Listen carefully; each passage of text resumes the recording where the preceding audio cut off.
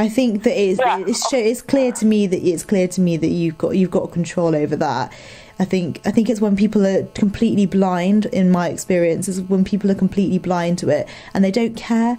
They don't care whether it's going to have a bad effect on them because they're so tied up with living life in the short term and wanting to be happy there and then that they do not care about the future and the way it's affecting their body. People taking MDMA have absolutely no idea what the effect is going to be because the drug has only been used in the recreational way over the last 20 years. So we have no idea what it's going to be like. We could all flop down on our bellies in about 20 or 30 years time because of our intake of this drug, and that for me is very frightening. Yesterday, I met with one person and he has some sort of this disorder. I mean, he suffers from the depression, but he takes lots of drugs, and I don't think that it helps him, to to be better. I mean, physically and mentally. He's weird. He's crazy. I mean, he's very crazy.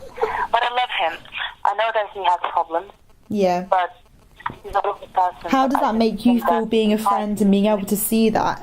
Do you feel like you can help, or is it something that he has to do himself? I think that he just needs to deal with that somehow. I mean, to realize that he needs to change something in his life, in a way. I mean, for other people who are experiencing a similar situation, what would your advice be?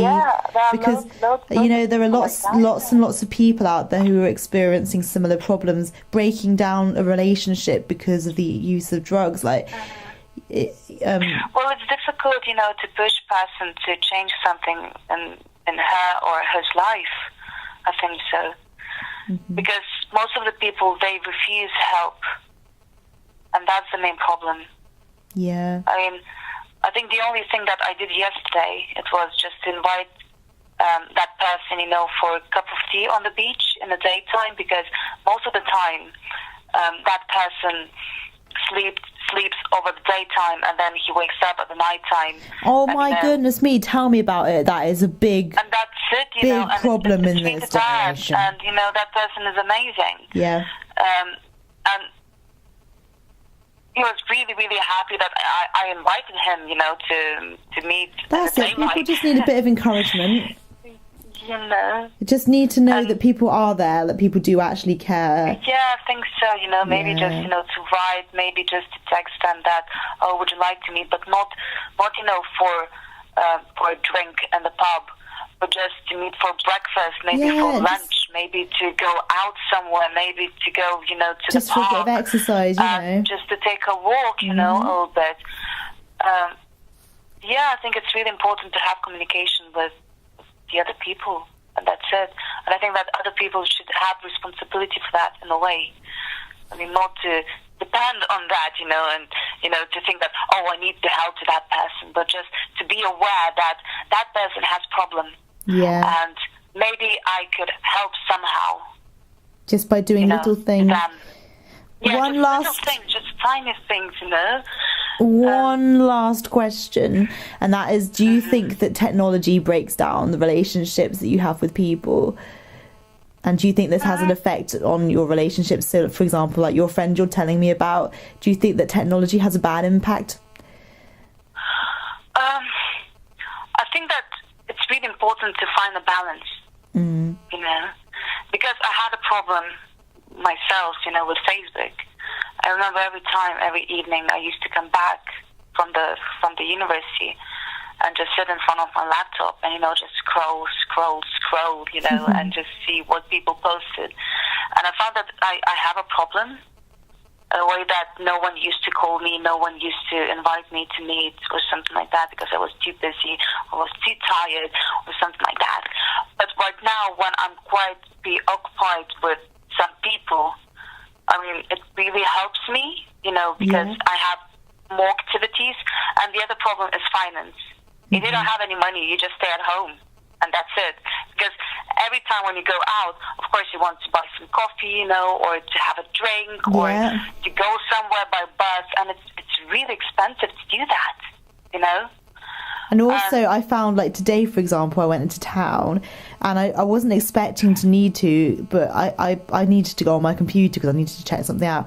And then the only place I could get internet was in Starbucks or McDonald's or Cafe Nero. So I had a choice of 3 massive corporations to choose from. And so I thought, well, I know which one's got the best internet. That's Starbucks. So I'll go there. And then I just another £1.70 has just gone like that. And that's just even to sit down and have a cup of tea. I mean, you're right. Like sometimes it's just cheaper to stay at home.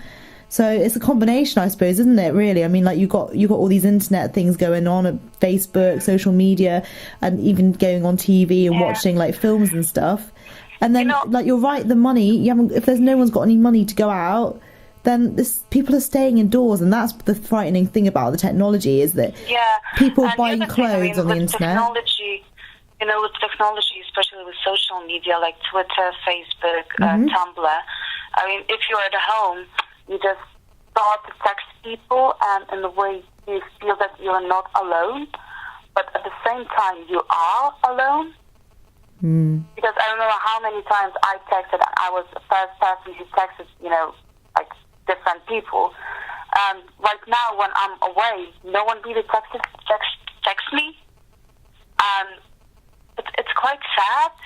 I mean, I feel sometimes lonely, but I don't know. I mean, somehow you need to deal with that. I mean, I don't know how. Yeah, but I don't think people do deal with it. That's the point. You're completely spot on, Ernesta. People don't deal with it. Yeah.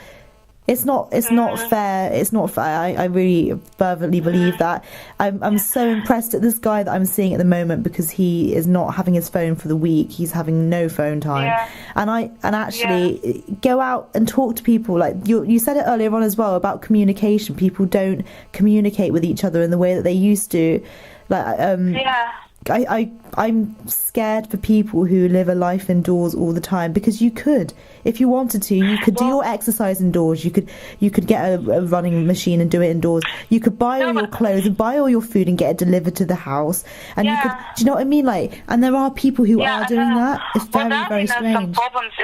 There are some problems in Japan. I'm not quite sure, but like one of my friends, he told me that young kids, like teenagers, because they live with their parents, they never leave their rooms because they have like computers, they have lots of games, they live online life all the time, and they never leave their rooms, basically.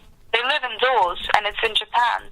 And I think that country have loads of problems because they move faster. I mean, technology in the technologies and in that kind of world. And I think that it's really important to look at that and maybe to learn some things, how we should Japan's live. the most beautiful country. I mean, goodness me, there's so many beautiful places to go, and it makes you just.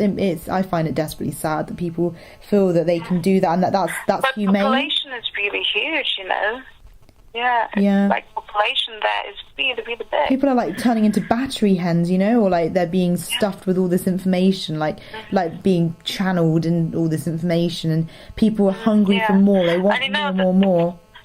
Yeah, and the problem is like social media. You can get so much information that it's not useful for you. Well, you can't specifically you can't always choose the information that comes up as well. Yeah, that's the point, and you don't know what is right and what is wrong, and that's the main problem. Well, that's what the Truth magazine's about. It's about making sure we get the right information, and that people can. Information that is believable. So, the truths are coming out tonight. So I feel like we're going somewhere. But I have to say thank you so much for talking to me, Ernesta. I will tell all my friends how amazing you are, and I'm so